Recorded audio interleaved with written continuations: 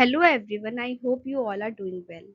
So today we are exploring a topic which deserves both awareness and empathy too. Let's understand about LGBTQIA++ community. So instead of using the term LGBTQIA++ community again and again, just say an acronym. जब भी मैं acronym word बोलूँ आप ये समझ जाना मैं community की बात कर रही हूँ. कम्युनिटी का सबसे पहला letter L. L stands for lesbian. Lesbian का सिंपल मतलब ये है जब एक औरत को दूसरी औरत की तरफ आकर्षण फील होता है. ठीक है, तो ना ये टर्म कहाँ से आया, हम हर टर्म का बैकग्राउंड और इंट्रोडक्शन समझेंगे. तो ये टर्म स्पाहो ने सबसे पहले इंट्रोड्यूस किया. मतलब स्पाहो एक राइटर थी जो पोएम्स लिखती थी यूजुअली सेम जेंडर के पैशन के बारे में, उनके लव के बारे में. तो इन्होंने लेस्बियन के लव के बारे में, मतलब वुमेन के लव के बारे में भी काफी पोएम्स लिखी.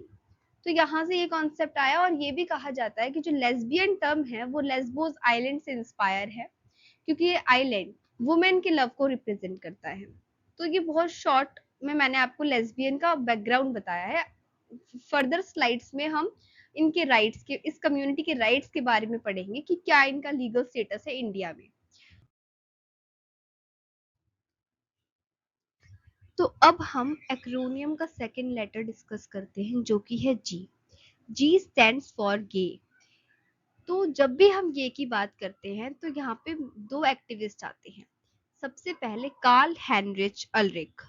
तो इन्होंने सबसे पहले मैन के लव को, मतलब सेम मेल सेम जेंडर को डिस्कवर किया था कि एक मैन जब दूसरे मैन की तरफ अट्रैक्ट होता है तो उसको अर्निंग कहते हैं. और इन्होंने ये भी कहा कि जो अर्निंग है उनको एक थर्ड सेक्स में कंसीडर किया जाना चाहिए क्योंकि इनकी एक अलग आइडेंटिटी होती है और ये फीमेल और मेल से डिफरेंट होते हैं. तो अर्निंग वर्ड जल्दी ही रिप्लेस हो गया था. कैरोली मारिया कैंट बैनी, ये भी एक एक्टिविस्ट थे. इन्होंने रिप्लेस किया था अर्निंग वर्ड को गे टर्म से जो कि आज तक यूज होता है. तो 1869 में क्या हुआ था, जो पर्शिया की गवर्नमेंट थी उन्होंने एक लॉ बनाया मेल सेम जेंडर रिलेशनशिप के अगेंस्ट. मतलब मेल सेम जेंडर को इन्होंने क्रिमिनलाइज कर दिया. जो इनके बीच में सेक्सुअल एक्टिविटीज होगी वो ऑफेंस होगी एक.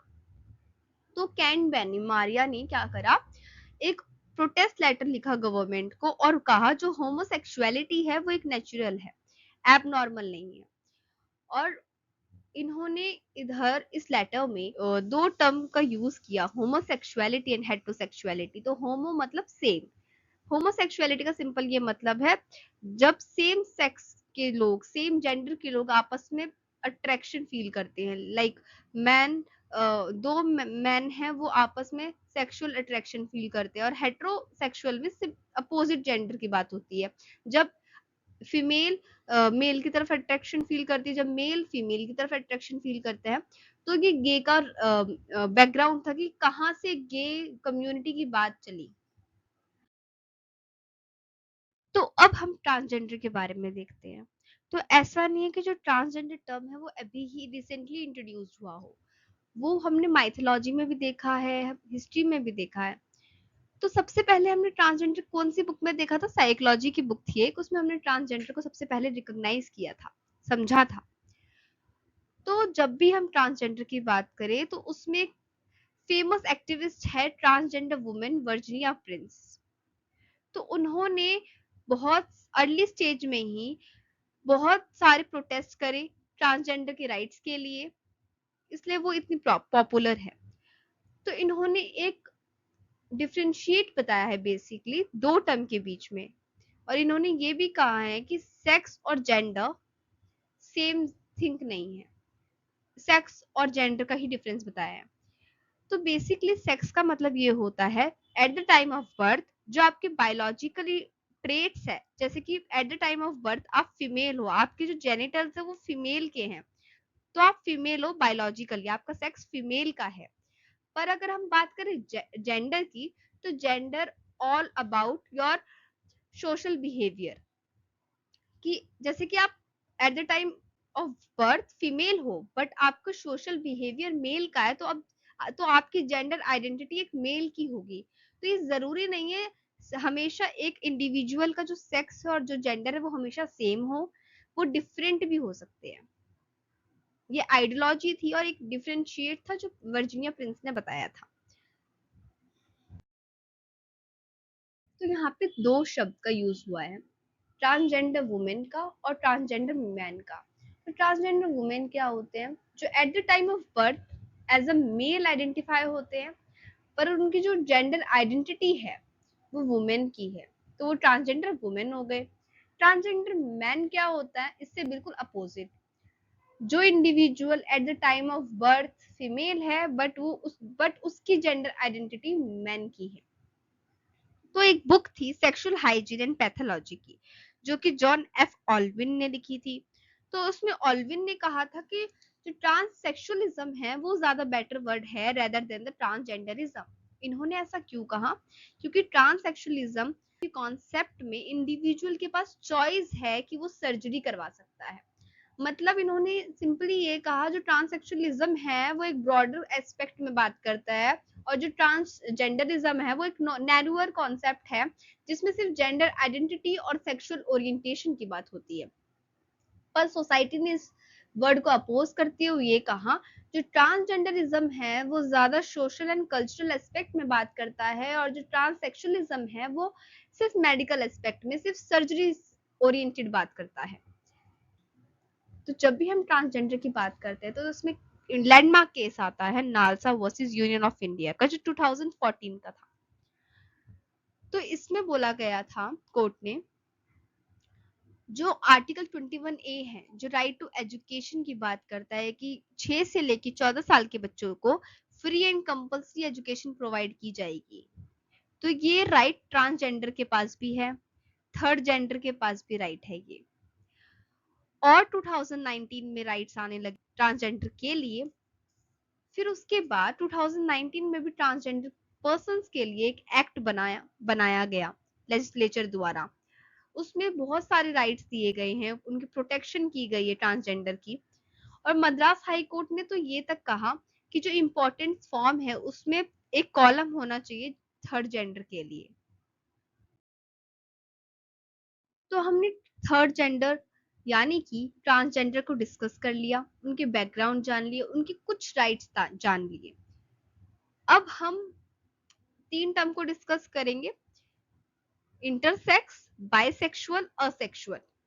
तो intersex is all about biological variation rather than the gender identity or sexual orientation।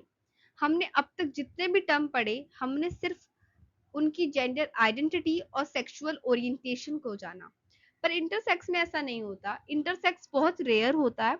इसमें क्या होता है, जो बायोलॉजिकल वेरिएशन है, जो ट्रेट्स है वो प्रॉपरली डिफाइन नहीं होते हैं, तो वो इंटरसेक्स होते हैं। उनके भी राइट्स प्रोटेक्टेड है अंडर दिस कम्युनिटी। बाइसेक्सुअल का सिंपल मतलब ये होता है जब एक individual more than one gender से अट्रैक्शन फील करता हो, जैसे कि वुमेन से, मैन से, ट्रांसजेंडर से, इसका मतलब बाइसेक्सुअल होता है। असेक्सुअल का मतलब क्या होता है, एक इंडिविजुअल के अंदर कोई सेक्सुअल अट्रैक्शन उसको फील नहीं हो रही है, उसको सिंपली असेक्सुअल बोलते हैं।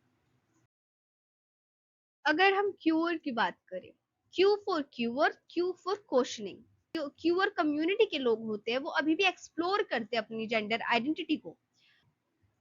अगर वो अपने आप को लेस्बियन, गे, ट्रांसजेंडर और किसी भी अदर वेरिएशन में अपने आप को फॉल नहीं करते तो वो क्यूअर में आ जाते हैं।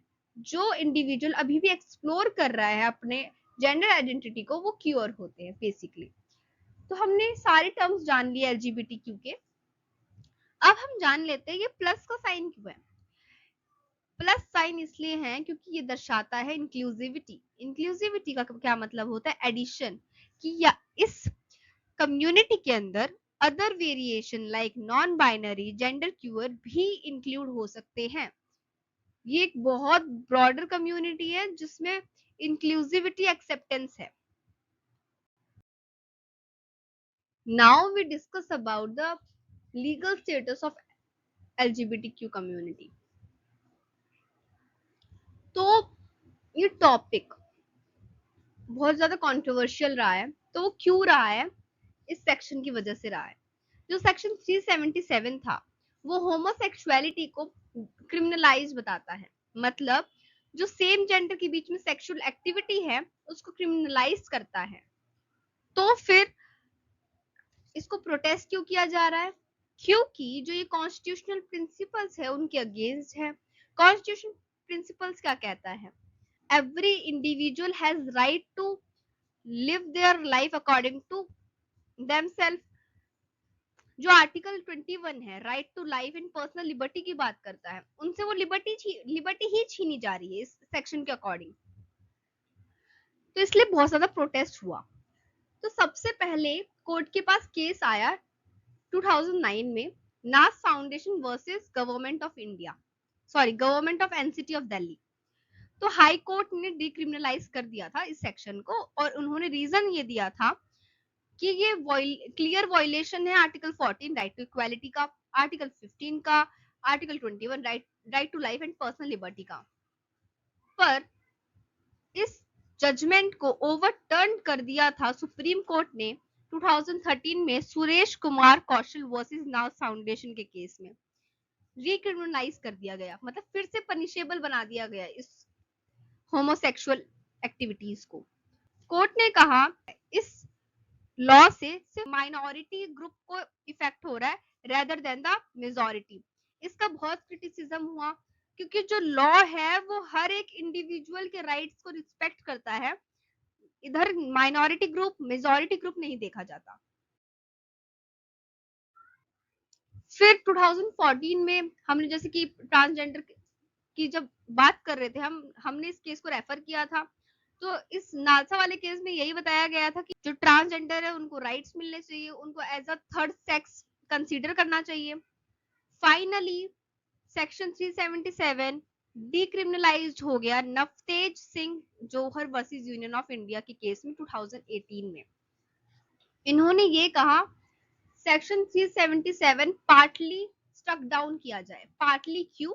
क्योंकि 377 जो सेक्शन है वो सिर्फ होमोसेक्सुअल एक्टिविटी की बात नहीं करता, वो बेस्टैलिटी की भी बात करता है। बेस्टैलिटी का मतलब क्या होता है? Any sexual intercourse with the animals, वो अभी भी ऑफेंस है। बट जो पार्टली पार्ट था जो होमोसेक्सुअल एक्टिविटी की बात करता था वो स्ट्रक डाउन कर दिया गया है, वो अब डिक्रिमिनलाइज है, उसका कोई पनिशमेंट नहीं है, वो पनिशेबल नहीं है। फिर वही हम 2019 में देखें तो ट्रांसजेंडर पर्सन को राइट मिले, उनके लिए स्पेसिफिकली एक एक्ट भी बना। तो यहाँ पे सेक्शन 377 की कंट्रोवर्सी खत्म होती है। तो हम थोड़ा सा सेम सेक्स मैरिज के बारे में जान लेते हैं क्योंकि अभी वो बहुत कंट्रोवर्सी में है। तो 2023 में Supriyo versus Union of India के केस में सुप्रीम कोर्ट ने ये बोला कि जो सेम सेक्स मैरिज से रिलेटेड लॉ है वो हमारा काम नहीं, वो पार्लियामेंट का रोल है। क्योंकि यहाँ पे सेपरेशन ऑफ पावर का कॉन्सेप्ट आ जाता है। हमारे इंडिया में 3 ऑर्गन है, लेजिस्लेचर, जुडिशरी एंड एग्जीक्यूटिव, सबका काम बट रखा है। तो ये लेजिस्लेचर का काम है, जुडिशरी अपने पावर से बियॉन्ड जाके काम नहीं कर सकती।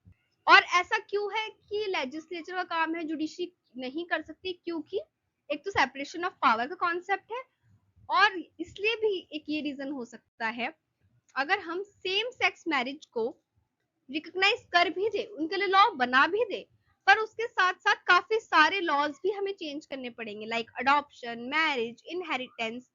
ये सारे लॉज चेंज करना, बनाना, रिपील करना, अमेंड करना, सारा काम लेजिस्लेचर का है, जुडिशरी का काम नहीं है। इसलिए उन्होंने अभी तक डिसीजन नहीं सुनाया इस पे। हमने इस वीडियो से क्या क्या सीखा? तो सबसे पहले हमने इस कम्युनिटी में जितने भी टर्म्स थे उनका मतलब जाना, हिस्टोरिकल बैकग्राउंड जाना, और लीगल स्टेटस जाना कि इंडिया में क्या लीगल स्टेटस है। तो मैंने कुछ रिसर्च पेपर यहाँ पे साइट करे हैं। अगर आपको डीपली एनालाइज करना है इस कम्युनिटी के बारे में, इनके राइट्स के बारे में, तो आप इन रिसर्च पेपर्स को रेफर कर सकते हो। Thank you for watching, and also let us know how you liked the video and suggest any legal topics you had like us to cover next. Thank you.